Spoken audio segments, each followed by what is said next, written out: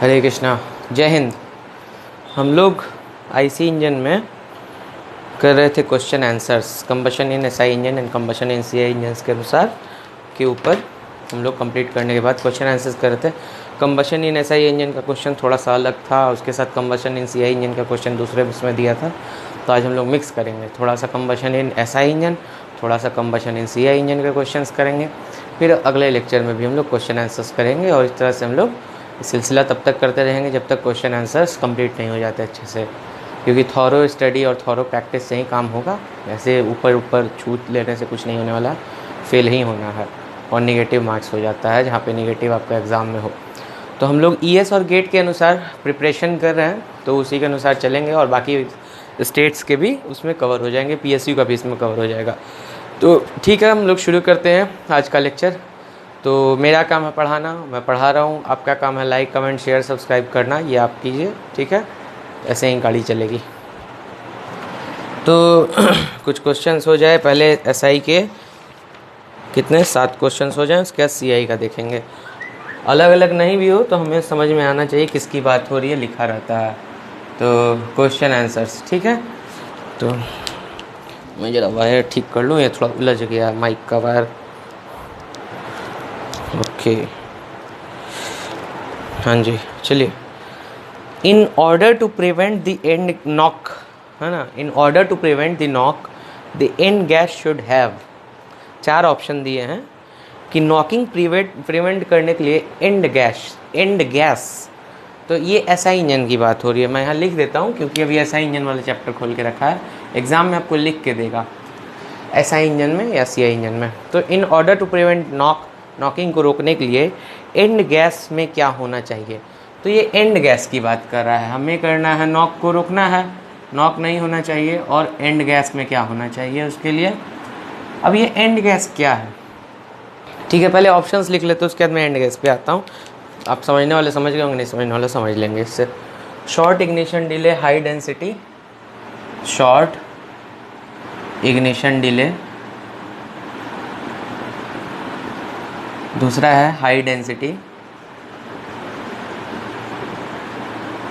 तीसरा क्या है, high temperature non reactive composition, high temperature और नॉन रिएक्टिव कंपोजिशन, कॉम्पोजिशन, ठीक है, ये बात हो रही है। तो 4 ऑप्शन दिए हुए हैं। और सबसे पहला हमारे मन में डाउट आ जाता है या क्वेश्चन आता है, इसको देखते हैं कि नॉकिंग तो हम समझ रहे हैं सही इंजन में, ये एंड गैस क्या होता है, ये किसकी बात हो रही है। तो एंड गैस ऐसा कोई बड़ी बात नहीं, एंड चार्ज की बात हो रही है। अब क्वेश्चन आपको किसी भी तरह से लिख के दे, आपको उसके अनुसार आपको दिमाग लगा के सर्च कर लेना ये कहना क्या चाहता है, क्योंकि वहाँ पे रहम दया नाम की चीज़ नहीं होती है एग्ज़ाम में, और एग्जामिनर उस हिसाब से पेपर भी नहीं बनाता कि आप पे दया हो। तो ये जो हमारा एसआई इंजन का हम लोग चार्ज का जैसे ही बात करें नॉकिंग का एसआई इंजन में, तो ये डायग्राम हमारे सामने आना चाहिए। यहाँ से स्पार्क हुआ, स्पार्क के कारण फ्लेम फ्रंट बढ़ता गया, फ्लेम फ्रंट बढ़ता जा रहा है और नॉकिंग हो रहा है। तो यहाँ पे क्या हो रहा है, प्रेशर बढ़ जाता है। ये डायग्राम ऐसे ही ऐसे बना दीजिएगा, आपको सब याद आ जाएगा। और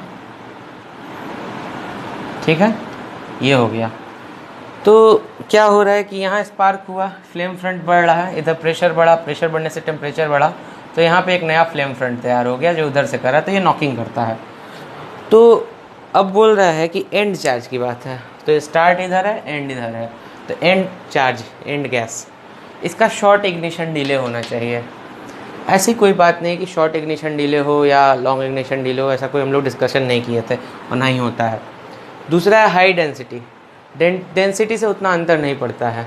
हाई टेम्परेचर, टेम्परेचर हाई होगा तो नॉकिंग हो जाएगी, तो टेम्परेचर हाई तो नहीं ही होना चाहिए। नॉन रिएक्टिव कंपोजिशन, ये सही उत्तर है इसका, कि अगर इसका नॉन रिएक्टिव कंपोजिशन होगा, मान लीजिए कि इसका टेम्परेचर इग्निशन टेम्परेचर थोड़ा डाउन होगा, तो आपका नॉकिंग होने में मतलब कठिनाई होगी, जो कि अच्छी बात है। नॉकिंग होना नहीं चाहिए, हमें नॉकिंग नहीं चाहिए। तो इसका आंसर हो जाएगा आपका non reactive composition. Stoichiometric air fuel ratio by volume for combustion of petrol is. तो ये बढ़िया क्वेश्चन है और एक याद करने वाला क्वेश्चन है, इससे क्वेश्चन कहीं भी पूछ सकता है। बात हो रही है स्टोक्योमेट्रिक की। तो स्टोकियोमेट्रिक का अर्थ हम लोग पहले देखेंगे। स्टोकियोमेट्रिक क्या बोल रहा है? Air fuel ratio, air fuel ratio की बात हो रही है स्टोकियोमेट्रिक की। Stoichiometric air fuel ratio by volume for combustion of petrol. तो वॉल्यूम है फॉर पेट्रोल, तो हम लोग पेट्रोल उतना डिटेल नहीं लिखेंगे, ये थ्योरी का पेपर थोड़ी ही चल रहा है। और ऑप्शन दिया है 15:1, 17.16:1, 9.52:1 और 10.58:1। तो हम लोग उसको लिखे ना लिखे कोई बात नहीं, मैं सही उत्तर बता दूंगा, वो लिखना आवश्यक है। तो बात है कि stoichiometric air fuel ratio for petrol, है ना, बाई वॉल्यूम, क्या ये क्या होगा? तो स्टोकियोमेट्रिक शब्द का क्या होता है मैंने आपको बताया हुआ है, प्रीवियस लेक्चर्स में भी देख सकते हैं, अगर नहीं आपको समझ में आता तो मैं फिर बता देता हूँ। स्टोकियोमेट्रिक शब्द का अर्थ ही होता है, इसका अर्थ ये होता है कि जिसमें आपका कंप्लीट कंबशन हो जाए। स्टोकियोमेट्रिक का मतलब है कंप्लीट कंबशन। तो वो क्या रेशियो होना चाहिए आपका कंप्लीट कंबशन के लिए, ठीक है, ये इसकी बात हो रही है। और एयर फ्यूल रेशियो कितना होना चाहिए, कुछ चीज़ें मैंने कितने बार बताया, आपको याद करना पड़ेगा, रटना पड़ेगा, तो ये भी रट लीजिए। इसका हो जाएगा 15:1 फॉर पेट्रोल। ये वैल्यू बहुत उपयोगी होती है, आगे सब मिलेगा, क्रूजिंग वूजिंग सब उसमें समझ में आ जाएगा।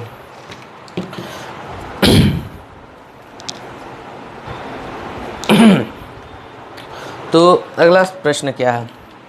Auto ignition time for petrol air mixture is minimum when the ratio of actual fuel air ratio and chemically correct fuel air ratio is। तो एक बढ़िया क्वेश्चन है, बढ़िया क्वेश्चन इसलिए है क्योंकि ये बहुत कंफ्यूजिंग है और ये एक ऐसा क्वेश्चन है जो आपको याद हो जाए तो आपका नंबर ले याद है, और नहीं याद हो तो आप कुछ भी कर लीजिए, कुछ नहीं हो सकता, और समझ में भी आना चाहिए। दो चीज़ें, auto ignition time for petrol air mixture is minimum. सबसे पहली बात हो रही है कि auto ignition time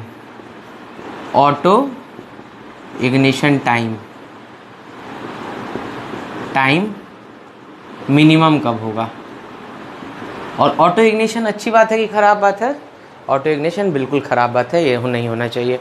auto ignition time for petrol air mixture is minimum when the ratio of actual air fuel ratio and chemically correct air fuel ratio.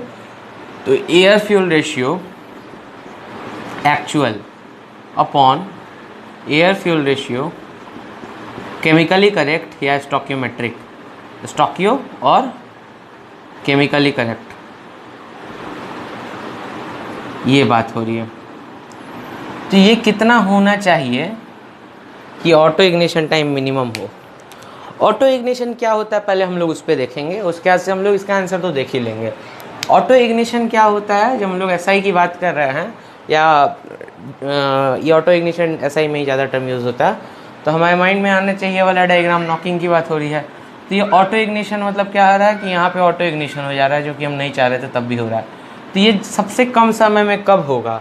जब air fuel actual ratio हम लोग क्या लेंगे और उसका रेशियो केमिकली करेक्ट से क्या होगा, तब ये आपका ऑटो इग्निशन टाइम मिनिमम होगा, जो कि एक बहुत ख़राब परिस्थिति, ऐसा नहीं होना चाहिए।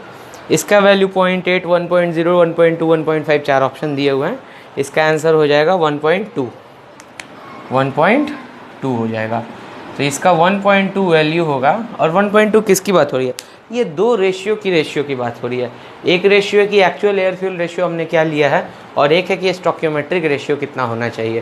तो एक्चुअल अपॉन स्टोकियोमेट्रिक यानी आइडियल की बात करें तो 1.2 अगर होता है तो ऑटो इग्निशन सबसे जल्दी होगा, जो कि नहीं होना चाहिए। होना चाहिए क्वेश्चन में नहीं पूछा गया। क्वेश्चन में जो पूछा गया मैं बता रहा हूँ, ये एक्स्ट्रा इन्फॉर्मेशन है कि होना चाहिए नहीं होना चाहिए मैं बता रहा हूँ अलग से, तो क्वेश्चन में इसे कंफ्यूज मत कीजिएगा आप। अगला क्या है? When there is no detonation और combustion is normal, the amount of gases which falls as the. तो which gases falls as the, तो क्वेश्चन का ग्रामर बहुत गड़बड़ है, लेकिन हम लोग इसको डिकोड करने का प्रयास करेंगे।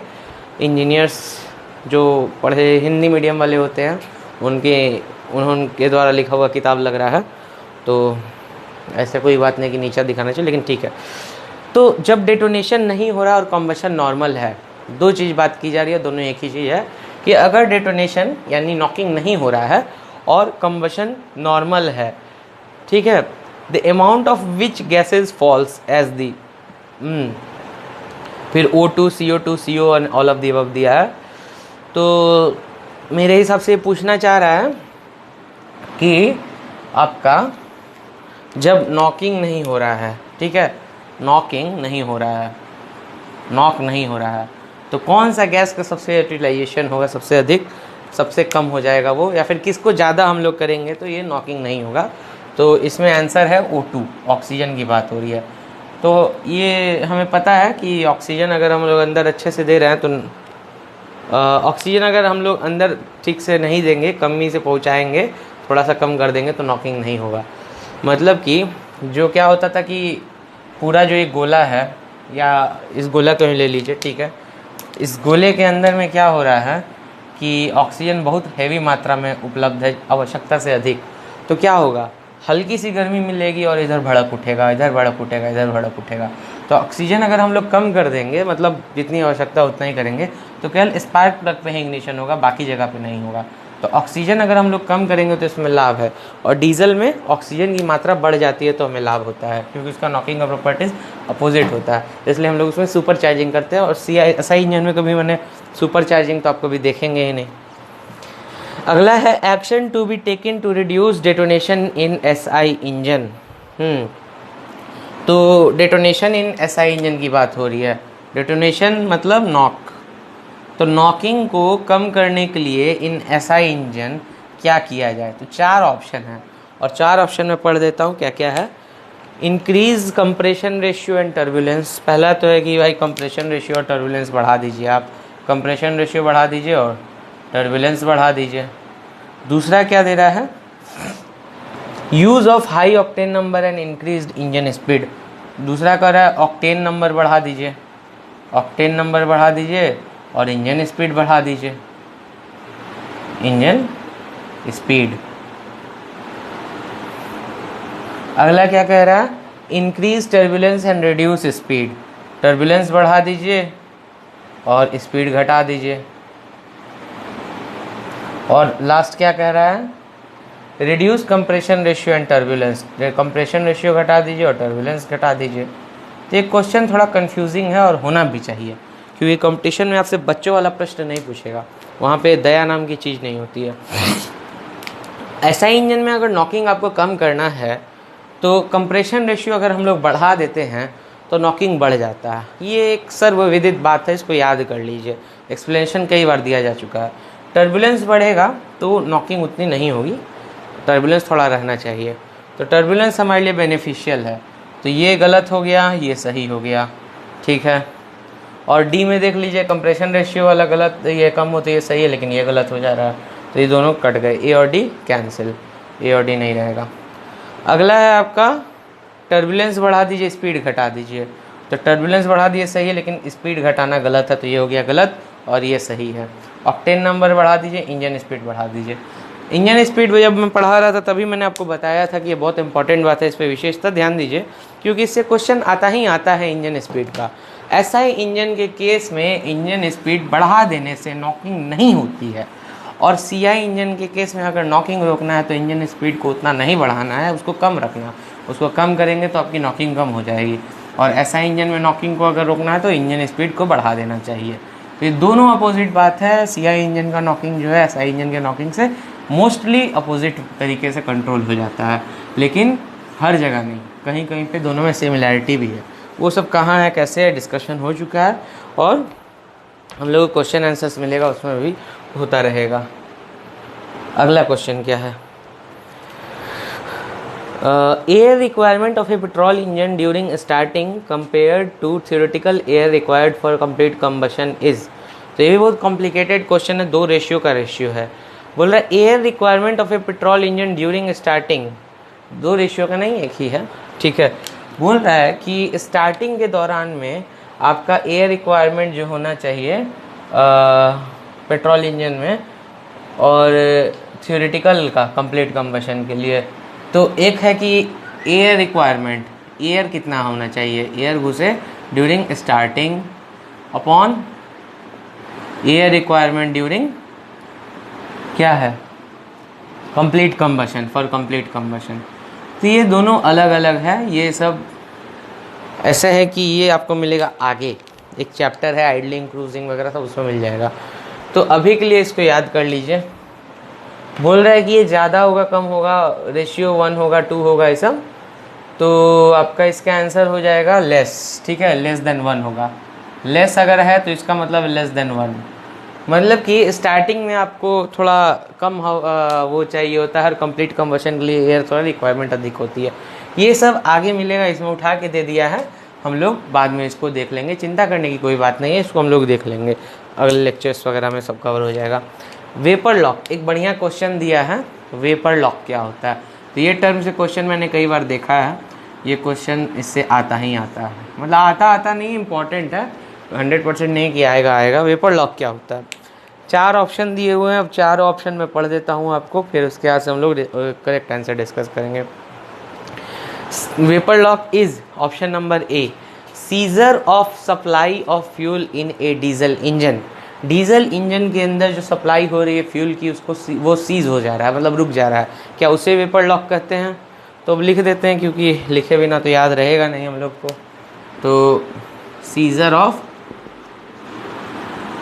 Of supply of fuel in diesel engine, supply of fuel in diesel engine. ठीक है, अगला क्या है, serious restriction to the supply of fuel due to excessively rapid formation of vapour in SI engine.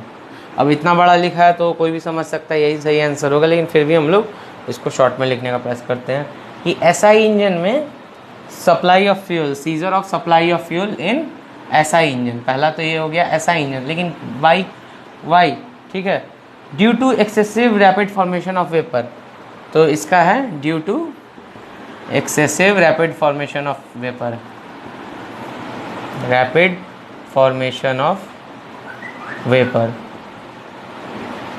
ठीक है, अगला क्या है, blocking of carburettor jets due to impurities, तो कार्बोरेटर का जेट ब्लॉक हो जाए, कार्बोरेटर ब्लॉक। ठीक है, ब्लॉकिंग ड्यू टू इम्प्योरिटीज। अगला क्या, formation of vapours of lubricating oil due to high temperature, तो formation of vapours due to lubricating oil. ठीक है, तो आंसर तो आप समझ ही गए होंगे, जो बड़ा वाला है वही है, होता है जनरली, लेकिन हर बार आवश्यक नहीं है, लेकिन हम लोग इसे खोज लेते हैं।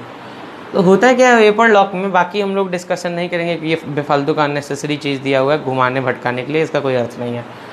Scissor of supply of fuel in SI engine due to excessive rapid formation of vapour, तो ये वेपर फॉर्मेशन क्या हो रहा है एसआई इंजन में। जब हम लोग देखते हैं एसआई इंजन को, यहाँ पे बना दिया जाए, एसआई इंजन हो गया, तो इसमें होता है कार्बोरेटर, और कार्बोरेटर से अंदर आता है आपका एयर फ्यूल मिक्सचर, स्प्रे के फॉर्म में आता है, एयर फ्यूल मिक्सचर आ गया।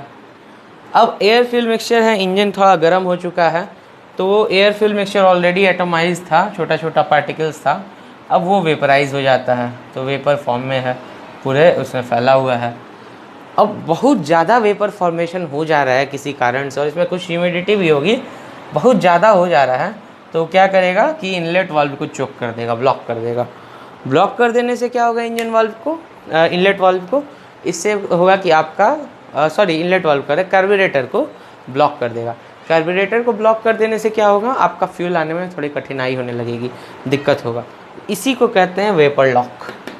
ठीक है, अब हम लोग आते हैं कंबशन इन सीआई इंजन, इसके भी कुछ क्वेश्चंस देखेंगे, सारे तो नहीं देख पाएंगे क्योंकि सारे का समय नहीं होता, फिर भी हम लोग बहुत सारे क्वेश्चंस देख लेंगे, बढ़िया बढ़िया क्वेश्चंस, जिससे हमारा कॉन्सेप्ट पूरा बन जाएगा।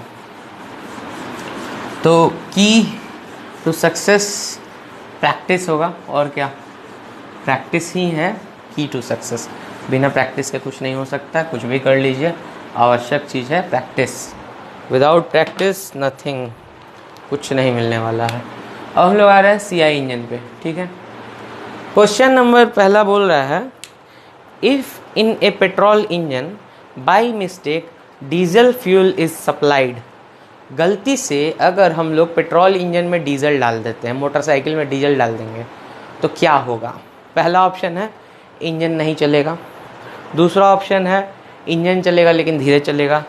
तीसरा ऑप्शन है इंजन चलेगा लेकिन एफिशिएंसी कम हो जाएगी। और चौथा ऑप्शन है कि बहुत गहरा डेंस स्मोक होगा और बहुत ज़्यादा फ्यूल और लुब्रिकेटिंग ऑयल खाएगा। तो हम लोग डी ऑप्शन मार देंगे क्योंकि ये बड़ा लड़ा लिखा है, कुछ लंबा चौड़ा लिख दिया है, बिल्कुल गलत है। देखिए क्या होता है। एक चीज़ होता है कार्बोरेटर। कार्बोरेटर नाम का चीज़ ये काम करता है कि पेट्रोल इंजन में या फिर एसआई इंजन जिसे कहते हैं उसमें एयर और फ्यूल का मिक्सचर तैयार करता है और उस एयर फ्यूल मिक्सचर में को स्प्रे करता है आपका इंजन सिलेंडर के अंदर। लेकिन वो पेट्रोल की बात होती है। पेट्रोल की जगह हम लोग डीजल डाल देंगे एसआई इंजन में, तो डीजल होता है थोड़ा गाढ़ा लिक्विड, मतलब गाढ़ा हो और उसका थोड़ा वेपराइजिंग टेम्परेचर भी थोड़ा ऊपर होता है। गाढ़ा मतलब विस्कोसिटी उसकी पेट्रोल के रिस्पेक्टिवली अधिक है और वोलेटिलिटी भी कम है उसकी। वोलेटिलिटी क्या होता है, जैसे कि हवा में उड़ने की क्षमता। पेट्रोल को आप यहाँ रख लीजिए 2 मिनट में हवा में उड़ जाएगा, डीजल रख लीजिए नहीं उड़ेगा। और तो वो स्प्रे नहीं बन सकता है, बन सकता है उसका दूसरा टेक्निक है। लेकिन कार्बोरेटर में जिस स्थिति में पेट्रोल जितना आसानी से स्प्रे में कन्वर्ट हो जाता है एयर फ्यूल मिक्सचर में डीजल नहीं होता है। तो जब डीजल होगा ही नहीं तो डीजल स्प्रे बन के आएगा ही नहीं और आग लगेगी ही नहीं और इंजन चलेगा ही नहीं। तो option number A, engine will not run. ठीक है। दूसरा question, tendency of knocking in CI engine reduces by. Knocking जो है आपका सीआई इंजन में कम होता है, कैसे? नॉकिंग इन सीआई इंजन कम होता है कैसे? ऑप्शन नंबर ए है high self ignition temperature of fuel. बोल रहा है कि फ्यूल का जो सेल्फ इग्निशन टेम्परेचर है, सेल्फ इग्निशन टेम्परेचर वो थोड़ा हाई हो, सेल्फ इग्निशन टेम्परेचर वो हाई हो। नेक्स्ट क्या है, decrease in jacket water temperature. तो जैकेट वाटर टेम्परेचर थोड़ा डिक्रीज हो। अगला क्या है हमारा, injection of fuel just before TDC. Injection of fuel just before TDC, injection of fuel just before TDC. ठीक है। और लास्ट क्या है हमारा, लास्ट है decrease in injection pressure. Injection pressure decrease कर जाए। ओके। तो ये 4 ऑप्शन दिए हुए हैं, हम लोग बारी बारी देखते हैं क्या होता है। नॉकिंग इन सीआई इंजन की बात हो रही है। ध्यान रखने वाली बात है, पेट्रोल इंजन की बात नहीं है, सीआई इंजन की बात है, इसका थोड़ा डिफरेंट होगा। सेल्फ इग्निशन टेम्परेचर अगर बढ़ा दिया जाए तो हमें पता है नॉकिंग जो कंबशन इन डीजल इंजन जो होता है, पहला स्टेज होता है आपका डिले या दूसरा होता है आपका अनकंट्रोल्ड कंबशन, तीसरा होता है कंट्रोल्ड कंबशन और चौथा हो जाता है आपका आफ्टर बर्निंग। तो सेकेंड स्टेज बहुत इंपॉर्टेंस रखता है। सेल्फ इग्निशन टेम्परेचर अगर आपका वो बढ़ जाता है तो इसका अर्थ ये है कि बहुत सारा आपका, मैं सब एक्सप्लेन कर चुका हूँ मैं, बहुत सारा आपका इकट्ठा हो जाएगा फ्यूल और एयर के साथ मिलके अंदर एयर फ्यूल मिक्सचर बन जाता है। तो बहुत ज़्यादा इकट्ठा हो जाने के कारण क्या होगा, उसमें बर्निंग नहीं होगी। तो जब बर्निंग होगी तो इकट्ठे बर्निंग होगी और नॉकिंग बढ़ जाएगा। तो सेल्फ इग्निशन टेम्परेचर को रहना चाहिए कम, तो सीधे सीधे सरासर गलत है।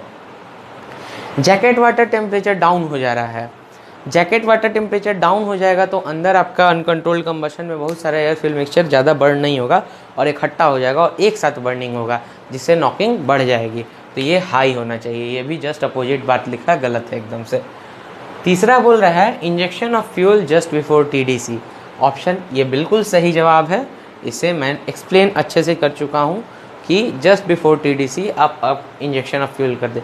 जस्ट बिफोर का मतलब ये नहीं है कि आप एकदम बिफोर, थोड़ा सा पहले रखा जाता है, लेकिन बिफोर, जस्ट बिफोर टीडीसी का अर्थ ये है कि अगर पीक प्रेशर हाई रहता है, ये हो गया हमारा मोटरिंग का, और पीक प्रेशर हाई रहता है तो जस्ट बिफोर टीडीसी रखने से कि अगर नॉकिंग यहाँ शुरू करेंगे तो पीक प्रेशर थोड़ा इधर जाएगा, लेकिन अगर हम लोग यहाँ से शुरू कर देंगे तो पीक प्रेशर थोड़ा ऊंचा चला जाएगा तो नॉकिंग बढ़ जाता है, क्योंकि पीक प्रेशर का एक लिमिट होता है, उतना ज़्यादा नहीं होना चाहिए। तो ये जस्ट बिफोर टीडीसी कह दिया, थोड़ा पहले ही रखा जाता है, कहने को तो कह दिया गया लेकिन थोड़ा पहले रखा जाता है कि प्रेशर भी हम लोग को हाई मिले थोड़ा, लेकिन उतना भी हाई ना मिले जिससे कि नॉकिंग हो जाए। इंजेक्शन प्रेशर लो हो जाए, इंजेक्शन प्रेशर लो हो जाने से आपका ठीक से बर्निंग नहीं होगा मिक्सिंग नहीं होगा, टर्बुलेंस नहीं होगा अच्छा, तो नॉकिंग होने का चांस बढ़ जाता है। ठीक है, अगले पे आते हैं। नॉकिंग सरफेस, अच्छा इसकी बाद में बात करेंगे। Swirl which is required in CI engine. तो देखिए मैं स्वर्ल के बारे में बार बार जोर दे रहा था, स्वर्ल की बात हो रही है। ठीक है, स्वर्ल, तो स्वर्ल क्या होता है, बोल रहा है which is required in CI engine. Yes, it is very much required in CI engine, इसको छोड़ नहीं सकते हैं। बोल रहा है कि ऑप्शन नंबर ए है, it is an orderly movement, मतलब ऑर्डरली, ऑर्डर में मूवमेंट होता है, रैंडम नहीं, ऑर्डरली मूवमेंट, और with no general direction of flow. तो no general direction of flow, direction of flow. ठीक है, ये अब दूसरे में बोलेगा कि orderly movement with direction of flow, तीसरा बोलेगा no orderly movement but direction of flow, चौथा बोलेगा कि no orderly movement with direction of flow. ऐसे कर करके 4 ऑप्शन दिए हैं। ठीक है, तो यही चारों की बात हो रही है कि general direction of flow, orderly movement. ठीक है, तो स्वर्ल का अर्थ होता है ये, रिफ्रेश वाला सिंबल आपको याद आ रहा होगा। स्वर्ल का मतलब होता है कि एयर जो है आपका गोल गोल घूम रहा है। ठीक है, ये तो इसका मतलब है कि ऑर्डरली मूवमेंट, रैंडम नहीं है, ऑर्डरली मूवमेंट होना चाहिए। दूसरी बात है जनरल डायरेक्शन ऑफ फ्लो, बिल्कुल डायरेक्शन चाहिए ही चाहिए, तभी तो गोल गोल घूमेगा। तो जनरल डायरेक्शन ऑफ फ्लो, तो दोनों होना चाहिए। अब इसमें से आप जो मिलेगा ऑप्शन उस अनुसार मार दीजिएगा टिक। अगला क्वेश्चन है, which one of the following parameter when increases the delay period in CI engines. तो अब हम लोग की बात हो रही है डिले पीरियड की। तो डिले पीरियड बढ़ाने के लिए, डिले पीरियड को इंक्रीज करने के लिए किस पैरामीटर को हम लोग बढ़ाएंगे तो वो बढ़ जाएगा। ठीक है, पहला है इंजेक्शन प्रेशर, इंजेक्शन प्रेशर। दूसरा injection advance angle, injection advance angle. और तीसरा कंप्रेशन, चौथा स्पीड, कंप्रेशन, और चौथा है आपका स्पीड। तो इसमें से किसको आप बढ़ाएंगे तो आपका डिले जो है वो बढ़ जाएगा। तो देखिए इंजेक्शन प्रेशर अगर हम लोग बढ़ाएंगे तो डिले बढ़ेगा कि घटेगा, इसका डिस्कशन हो चुका है। डिले घट जाता है। कैसे? इंजेक्शन प्रेशर बढ़ाएंगे तो फ्यूल एयर मिक्सचर बहुत बढ़िया बनेगा और टर्बुलेंस भी थोड़ा बढ़ जाता है, तो जिससे मिक्सिंग अच्छी होगी तो डिले कम हो जाएगा क्योंकि अच्छी बर्निंग होगी। टर्बुलेंस के प्रोपोर्शनल होता है, इन्वर्सली प्रोपोर्शनल होता है डिले। टर्बुलेंस बढ़ेगा, डिले घटेगा, अच्छी मिक्सिंग होगी, अच्छी बर्निंग होगी, डिले कम हो जाएगा। इंजेक्शन एडवांस एंगल अगर ये बढ़ा देंगे तो डिले आपका बढ़ जाएगा।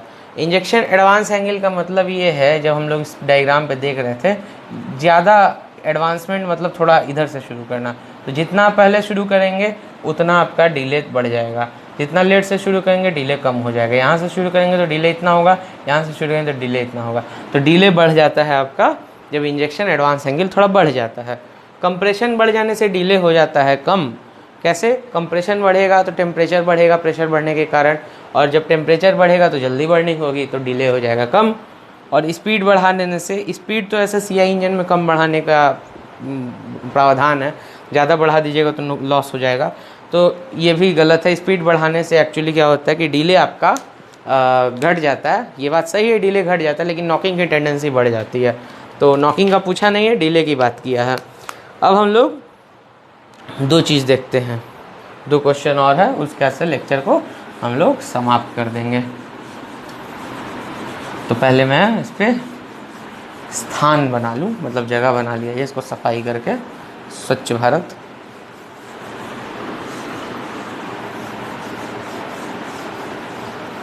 ठीक है, बोल रहा है स्क्विश इज रिलेटेड। तो मैंने आपको बताया कि ये वर्ड्स जो हैं स्वर्ल और स्क्विश, इसका इम्पोर्टेंस है। ठीक है, अगर मैंने आपको नहीं बताया तो अभी बता दे रहा हूँ कि इसका बहुत इम्पोर्टेंस है। तो स्वर्ल क्या करता है, स्वर्ल का अर्थ हम लोग पहले क्वेश्चन में देख लिए, स्वर्ल होता है ये, स्क्विश होता है रैपिड टर्बुलेंस, रैपिड टर्बुलेंस मतलब अचानक से ही टर्बुलेंस बढ़ जाए, ठीक है, रैपिड इंक्रीमेंट इन टर्बुलेंस। तो बोल रहा है squish is related with, squish is related with, squish की बात हो रही है, इज रिलेटेड विथ। तो बढ़िया क्वेश्चन है, इसमें ऑप्शंस देखिए आप चकरा जाएंगे। Induction swirl, compression swirl, induction swirl, compression swirl और turbulence combustion induce, turbulence combustion induced swirl, combustion induced swirl. तो ये क्या चीज़ मैं लिख दिया हूँ, ये सब तो हम लोग डिस्कस ही नहीं किए थे बिल्कुल भी। तो ये अचानक से किधर से आ गया आपका, तो देखिए इसका भी डिस्कशन हम लोग कर लेंगे। इसीलिए कहा जाता है कि मैक्सिमम क्वेश्चंस का अभ्यास प्रैक्टिस कीजिए, क्योंकि हर बार नया चीज़ का पता चलेगा। हमें लगता है कि जब हम छोटे रहते हैं तो हम लोग जितना बुक में पढ़ लिए उतना ही, नहीं, यही तो सबसे बड़ी गलती है। ये हमारे फेलियर में एक कारण ये भी है, और भी बहुत कारण है। तो इसलिए हम लोग को इस बात का ध्यान रखना चाहिए कि हम लोग को ये बात मान नहीं लेना चाहिए कि हम लोग सब कुछ पढ़ लिए हैं, क्वेश्चंस करते रहने चाहिए, नया मिलेगा। इंडक्शन स्वर्ल की बात हो रही है। इंडक्शन का अर्थ होता है, आईसी इंजन के केस में इंडक्शन चूल्हा की बात नहीं हो रही है, जो एयर फ्यूल मिक्सचर अंदर आ रहा है या फिर जो एयर अंदर आ रहा है, ठीक है। एयर फ्यूल मिक्सचर तो नहीं आता है इंडक्शन में, आपका एयर आ जाता है। तो इनलेट वाल्व से जो एयर आ रहा है तो उसके कारण क्या होगा, ये आपका इंजन सिलेंडर हो गया, ये इंजन हेड हो गया, ठीक है, ये पिस्टन हो गया। तो इनलेट वाल्व से यहाँ से आपका पैसेज से एयर आ रहा है, ठीक है, और ये एग्जॉस्ट वाल्व है जिससे आपका एग्जॉस्ट निकलेगा, और यहाँ पे आपका नोज़ल लगाया हुआ है जिससे आपका फ्यूल आ रहा है, फ्यूल इंजेक्शन हो रहा है। तो इंडक्शन स्वर्ल का अर्थ ये है कि ये जो अंदर आ रहा है वही आपको स्क्विश टर्बुलेंस दे रहा है, ठीक है। वही आपको स्क्विश मतलब रैपिड टर्बुलेंस, स्क्विश का अर्थ ही होता है rapid turbulence, rapid increment in turbulence. तो इस आने वाले हवा को हम लोग कह देते हैं स्क्विश, इसी से बिल्डअप होके आ रहा है। दूसरा कह रहे हैं कंप्रेशन स्वर्ल, कंप्रेशन जब हो रहा है, पिस्टन जब ऊपर जा रहा है तो इसके अंदर जो स्वर्ल मूवमेंट क्रिएट हो रहा है उसे स्क्विश कहते हैं। तीसरा कह रहा है turbulence, turbulence in a general term, turbulence में बोथ स्क्विश एंड ये आ गया स्वर्ल आ जाता है। और चौथा क्या है आपका, स्वर्ल तो नहीं आएगा, मतलब टर्बुलेंस मतलब कि रैंडम मूवमेंट। और कंबशन इंड्यूस्ड स्वर्ल का मतलब है कि कंबशन होने के कारण जो स्वर्ल क्रिएट हो रहा है उसको। तो इसका सबसे सिंपल सी बात है, इसका आंसर ये है, ए होगा। कैसे होगा कि अंदर जो हवा घुस रही है उसके कारण जो आपका स्वर्ल जनरेट हो रहा है उससे हम लोग स्क्विश कहते हैं। तो इसे याद कर लीजिए, क्योंकि याद किए बिना काम चलेगा नहीं, और समझा तो मैंने पहले दिया ही है कि क्या होता है, लेकिन याद कर लीजिए, इसको छोड़िए मत, क्योंकि क्वेश्चंस याद करना पड़ जाता है बहुत जगह। अगला क्या है, मैच द फॉलोइंग है, लास्ट क्वेश्चन आज का। तो अब हम लोग देखेंगे मैच द फॉलोइंग है। तो इधर क्या क्या दिया हुआ है, 4 ऑप्शन, उधर दिए हुए 5 ऑप्शन। तो इधर आपका दिया है pre combustion chamber, pre combustion chamber, और इधर क्या दिया है B turbulent chamber, turbulent chamber, C open combustion chamber, open combustion chamber, और डी क्या है हमारा F head combustion chamber, F head combustion chamber. और इधर 5 ऑप्शंस हैं, पांचों ऑप्शंस हम लोग लिखते हैं रेड कलर में। 1 है कंप्रेशन स्वर्ल, कंप्रेशन स्वर्ल। 2 क्या दिया है masked inlet valve, masked inlet valve. तीसरा क्या है आपका स्पार्क इग्निशन। चौथा क्या है आपका कंबशन इंड्यूस्ड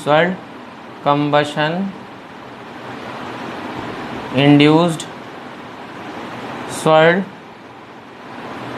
और पांचवा क्या है आपका एम चैम्बर। अब एम चैम्बर क्या होता है तो उसको पता ही नहीं है, ठीक है। चैम्फर लिखा गया है, चैम्बर होता है, चैम्फर दूसरा टर्म हो जाता है। तो अब मैच द फॉलोइंग है। तो प्री कंबशन चैम्बर किस में होता है? हमें पता है सीआई इंजन में होता है। तो सीआई इंजन ऑप्शन में हमें दिख रहा है कंप्रेशन सॉल्व मास इनलेट, तो हमें सीआई इंजन तो नहीं मिल रहा है, लेकिन हमें मिल क्या रहा है कंबशन इंड्यूस सॉल्व। थोड़ा बहुत ये है तो इसको हम लोग यहाँ पे लगा देते हैं, यही है, उसके अलावा कोई ऑप्शन नहीं है। तो इसका आंसर ये है। टर्बुलेंट चैम्बर क्या होता है? प्री कंबशन चैम्बर आपको समझ में आ रहा है क्या? प्री कंबशन चैम्बर पिछले लेक्चर में डिस्कशन किया जा चुका है। ये जो ऐसे करके बनाया हुआ था, इस ग्लोब लगा था, ये सब डिस्कशन हो चुका है सब। तो प्री कंबशन चैम्बर में क्या होता है, अंदर जाता है एयर प्रेशर में, जब पिस्टन ऊपर जाता है और उसमें से फ्यूल इंजेक्ट कर दिया जाता है तो उसके अंदर कंबशन होता है, तो नीचे पिस्टन को ढकेल देता है। जहाँ ठंडा वाला मौसम होता है या फिर एफिशिएंसी बढ़ाना घटाना होता है तो उसका उपयोग होता है। तो कंबशन इंड्यूस सॉल्व, कंबशन के द्वारा होने वाला सॉल्व जो है उसे वो होता है प्री कंबशन चैम्बर में। तो इसका आंसर सही है। टर्बुलेंट चैम्बर क्या करता है? टर्बुलेंट चैम्बर क्या करता है कि आपका कंप्रेशन सॉल्ट जनरेट करता है। कंप्रेशन सॉल्ट क्या है? जब कंप्रेशन सॉल्ट यहाँ डिस्कशन किया गया था, पिस्टन ऊपर जाता है तो उसके कारण आपका कंप्रेशन सॉल्ट होता है। तो टर्बुलेंट चैम्बर, कंबशन चैम्बर को उसी अनुसार डिज़ाइन किया जाता है कि उसके अंदर टर्बुलेंस ज़्यादा रहे, जिससे कंप्रेशन सॉल्ट जनरेट हो। अगला है open combustion chamber. Open combustion chamber ये आपका नहीं पता तो छोड़ दिया जाए, मास्ड इनलेट वाल्व और मास चैम्बर, एम चैम्बर, तो इसको अभी हम लोग छोड़ देते हैं। तो ऑप्शन के अनुसार हमें मिल जाएगा ये डी, ठीक है, मतलब डो पे मिलेगा, मास्ड इनलेट वाल्व पे। और एफ हेड कंबशन चैम्बर जो है आपका एसआई इंजन में होता है, तो हमें पता है। तो ये जो हम लोग ऑप्शंस देखेंगे तो हमें मिल जाएगा डी ऑप्शन से 1, 3 और 4 मिल रहा है, तो 2 वाला ऑटोमेटिक आ जाएगा। तो ऐसे क्वेश्चंस आपको करने हैं, जो आपको नहीं समझ में आया या नहीं पढ़े हैं तो बाकी क्वेश्चन से, बाकी ऑप्शन से सॉल्व हो जाता है, तो कर लेना है। तो open combustion chamber, massed inlet valve, ठीक है। तो इसको ऐसे लगा लेना है कि हाँ मास्ड इनलेट वाल्व जो है वहाँ पे ओपन कंबशन चैम्बर में है, ठीक। और इस बात को याद कर लेना है, क्योंकि ऐसे ही हम लोग को बहुत सारा चीज़ मिल जाता है जिसको याद करना पड़ जाता है। तो अभी के लेक्चर के लिए इतना ही, फिर और क्वेश्चंस वगैरह अगले लेक्चर में किया जाएगा। जितने क्वेश्चन मैक्सिमम पॉसिबल हम लोग उसको डिस्कस करने का प्रयास करेंगे। तो आप लोग like, comment, share, subscribe channel को कर दीजिए। मैंने पढ़ाया, आपका काम वो है, आप वो कीजिए, ठीक है। हरे कृष्णा, जय हिंद, धन्यवाद।